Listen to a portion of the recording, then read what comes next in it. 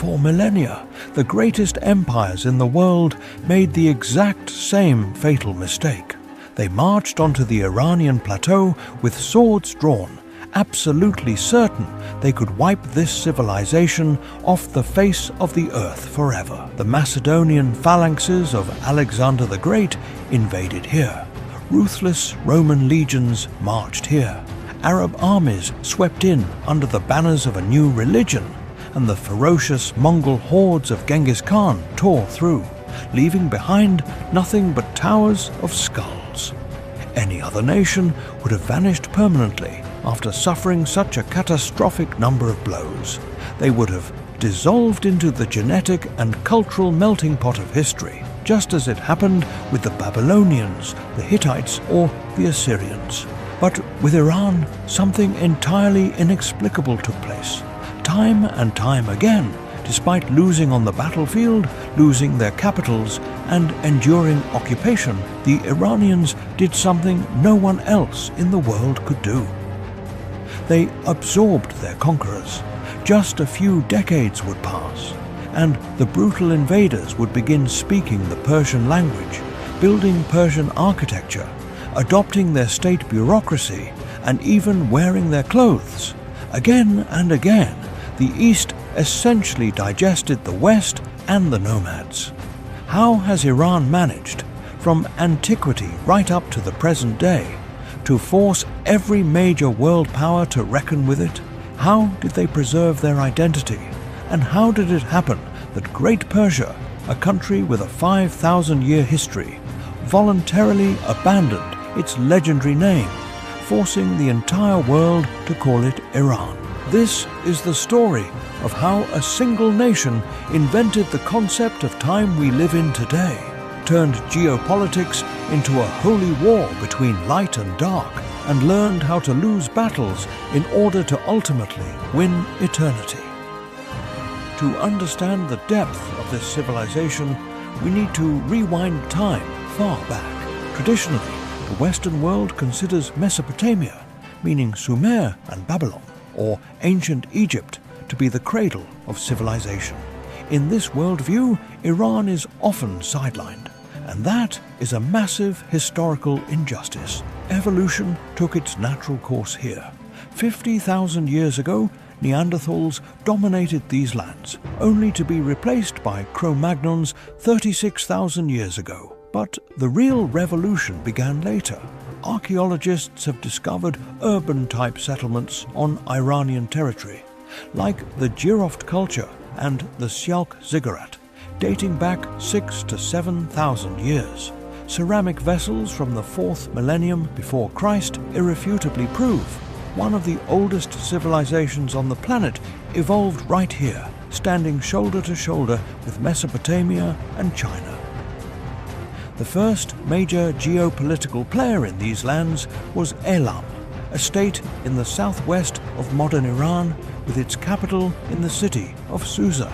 The Elamites were so powerful that by the 26th century before Christ, they were practically dictating their will to the Sumerians. But the most mind-blowing event happened in the 23rd century before Christ, when the Akkadian king Naram-Sin went to war with Elam. The conflict didn't end with a simple truce. A written treaty was signed. It guaranteed Elam's independence on the condition that they aligned their foreign policy with Akkad. Think about that. This is the first documented international treaty in human history. The Iranian space stood at the very origins of global diplomacy. Genetically, however, the Elamites were closer to the people of Mesopotamia. The people we call Iranians today arrived here later. Sometime between the 20th and 15th centuries before Christ, nomadic tribes began descending onto this mountainous plateau from the north, from the steppes of Central Asia and the Caucasus. They belonged to the giant family of Indo-European nations, representing its distinct Indo-Iranian branch. Amazingly, their ancient language was a direct relative of Latin, Greek, and the languages spoken across all of Europe today, including English and Spanish. Settling on these lands, they began calling themselves Aryans, meaning noble, and named their new homeland Arianem-Veja, the land of the Aryans. Over time, this word morphed into the familiar name we know as Iran. They mixed with the ancient culture of Elam and split into powerful alliances, the most famous of which became the Medes and the Persians. It was right here, in these harsh mountains and deserts, that the primary weapon of the Iranians was born. It was not chariots, nor was it special bows. It was ideology. Long before the emergence of Christianity and Islam, a religion was born on the Iranian plateau that turned human consciousness upside down: Zoroastrianism. For the ancient Iranian, life was not simply a series of meaningless accidents or a cyclical changing of seasons. The universe was perceived as the battlefield of a total, uncompromising war between Ahura Mazda, the transcendent god of light, truth, and order, and Ahriman, the spirit of absolute evil, lies, and darkness. And most importantly, Zoroastrianism clearly mapped the geography of this evil. The realm of darkness was considered to be the nomadic expanse of Eurasia, Turan, from which devastating raids were constantly launched. To be Iranian meant to be a warrior of light. Their entire culture, poetry, and statehood were built on the idea of actively assisting the forces of good. This concept gave the nation phenomenal unity, but Zoroastrianism did something even more massive. This tradition was the first in history to declare time does not move in a circle. Time is linear. The world had a beginning, creation, and it will have an inevitable end, a final battle between light and dark, a purification of the world by fire, and a last judgment. How did this idea conquer the world? When the Persians conquered Babylon in the 6th century before Christ, they liberated the Jews who were languishing there in captivity. Judea became a province of the Persian Empire for 2 centuries. During this period of close contact, Jewish thinkers adopted from the Zoroastrians the culture of anticipating the end of times, linear time, and the final judgment. Later, this doctrine flowed into Christianity and Islam. Prominent philosophers, including Friedrich Nietzsche, acknowledged that Iran played the key role in discovering linear time, the coordinates within which we still think today. The first truly great state of the Aryans was Media, formed in 670 before Christ. The Medes did not last long, but they managed to destroy the formidable Assyrian Empire. Their hegemony was cut short by their own relatives, the Persians. In 550 before Christ, a man named Cyrus the Great, half Persian, half Mede, united his two peoples, the tribes of the Persians and the Medes. Out of this union, he began building what historians would call the Achaemenid Empire, the first superpower in history. Cyrus was different from the tyrants of the past.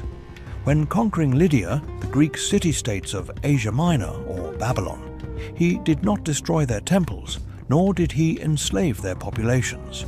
He built an empire on respect. His successor, Darius I, expanded the borders from Egypt to the Indus Valley. Nearly 50 million people, half the population of the earth at that time, lived under Persian rule. Darius divided the country into 20 administrative districts called satrapies, introduced a unified tax system, minted gold coins known as darics, and laid down a network of roads along which the fastest state postal service in the world raced.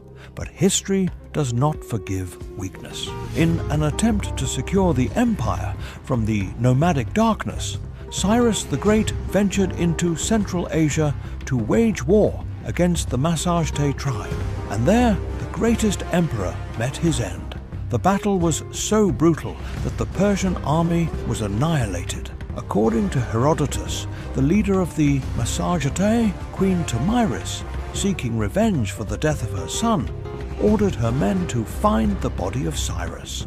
She cut off his head and threw it into a leather sack filled to the brim with human blood, declaring, "You thirsted for blood, now drink your fill."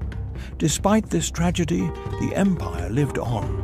We are used to thinking that the famous Greco-Persian wars, the ones with the 300 Spartans, crushed the Persians. That is a Western myth. Yes, the Greeks defended their independence, but for the giant Achaemenid Empire, losing a couple of fringe cities was like a mosquito bite. The Persians simply changed tactics. They began funding first Athens, then Sparta, pitting the Greeks against each other. Ultimately, in 387 before Christ, the exhausted Greeks were forced to sign a humiliating treaty on the terms of the Persian king Artaxerxes. What the Persians could not take with a massive army, they bought. Persia became the undisputed master of Greece without firing a single shot. The real catastrophe came later.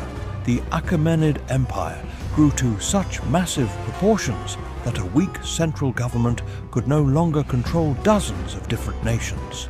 A young, ambitious king from Macedonia took advantage of this, Alexander.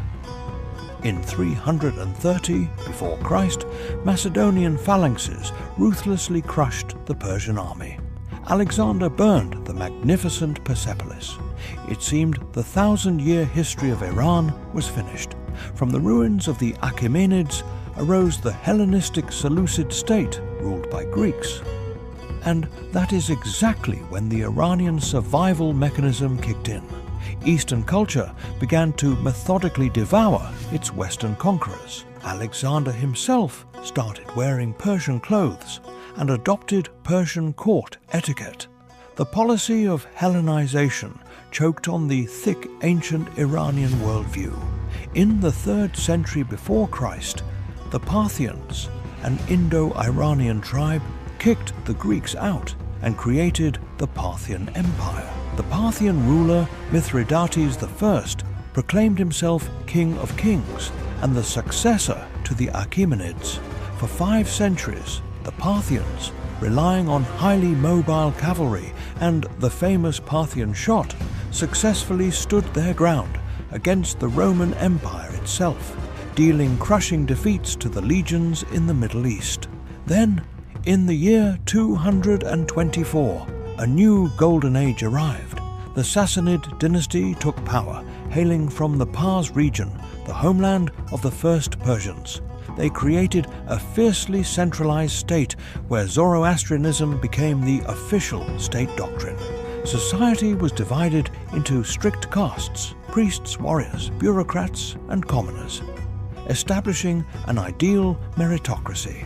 Sassanid Iran was a superpower that waged grueling wars for almost 400 years, first with Rome and then with Byzantium for control over Mesopotamia and the Caucasus. But these centuries of endless warfare bled Iran dry.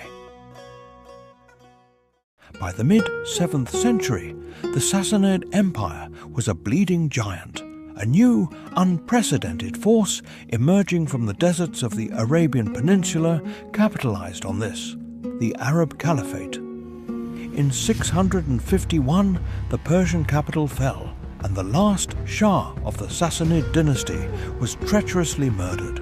All of Iran fell under Arab rule. The era of the Umayyad Caliphate began. The Arabs brought a new religion, Islam, and a new language. Zoroastrianism, which had fueled the Iranian spirit for millennia, began to fade. For any other culture, this would have meant the total erasure of identity, just as it happened with Egypt or Syria, which became permanently Arabized. But the Persians did it again. Various Arab rulers tried to force the Persians to abandon their roots completely. Yet, having suffered military defeat, the Iranians struck back culturally. The Islamic Caliphate, especially under the Abbasids, began to rely heavily on Persian bureaucrats, scholars, and poets. Arab caliphs adopted Persian methods of governance. The Farsi language did not just survive, it outlived dozens of empires, and the greatest scientific treatises and poems continued to be written in it. After the Arabs, a true apocalypse crashed down upon Iran. In the year 1220, Genghis Khan arrived from the steppes of Central Asia. The Mongols did not just conquer territories, they slaughtered entire cities and wiped thousand-year-old irrigation systems off the face of the earth. It seemed Iran would turn into a pasture for nomads. But when the grandson of Genghis Khan, Hulagu, founded a Mongol state here called the Ilkhanate, something incredible happened.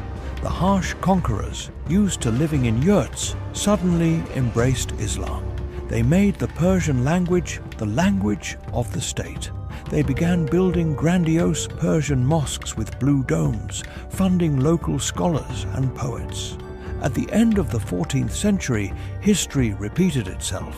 Tamerlane stormed into these lands.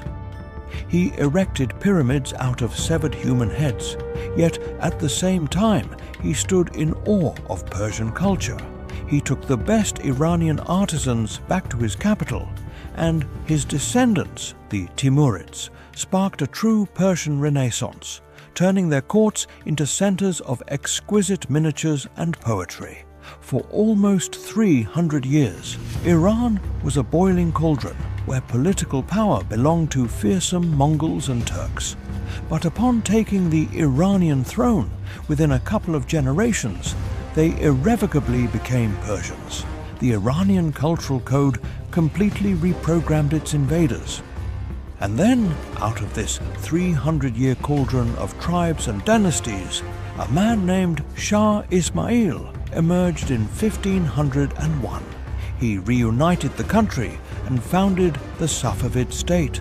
It was the Safavids who made Shia Islam the state religion of Iran, forever separating it culturally and politically from the rest of the predominantly Sunni Islamic world and the Ottoman Empire.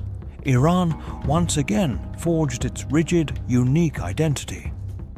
By the 19th century, under the Turkic Qajar dynasty, Iran entered a period of severe crisis. Following devastating wars with the Russian Empire, the country permanently lost the territories of modern-day Georgia, Armenia, and Azerbaijan. By the early 20th century, on the eve of the First World War, Iran had become a backdrop for the Great Game, the geopolitical standoff between the British and Russian empires. The country was effectively carved into spheres of influence. The British pumped Iranian oil, while Russian troops stood in the north. Later, the Soviet Union even tried to create a communist republic in northern Iran. The country was suffocating under the weight of colonial powers. But Iran would not be Iran if it didn't find a way out. In 1925, Reza Shah Pahlavi came to power as the result of a military coup. He charted a hardline course toward industrialization and modernization. And in 1935, he made a move that shook global diplomacy.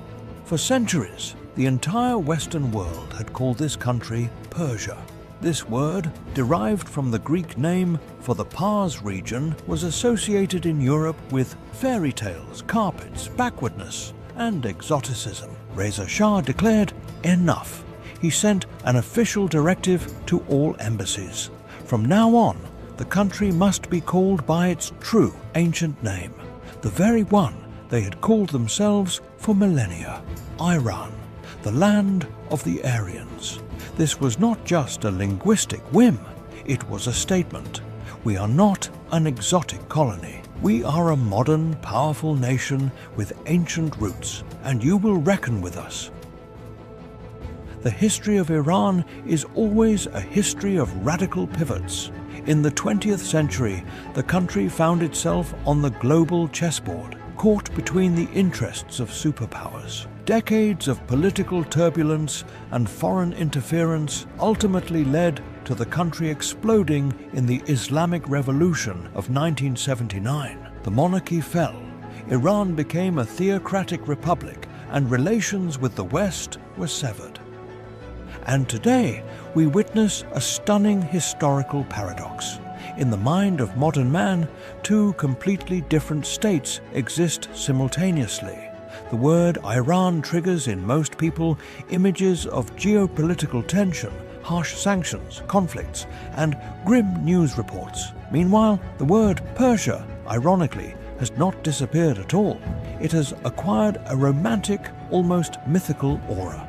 Persia is associated with lost grandeur, refined poetry, flying carpets, and fairy tale empires. Two names, one land, and a constant, relentless struggle over exactly how it will be remembered.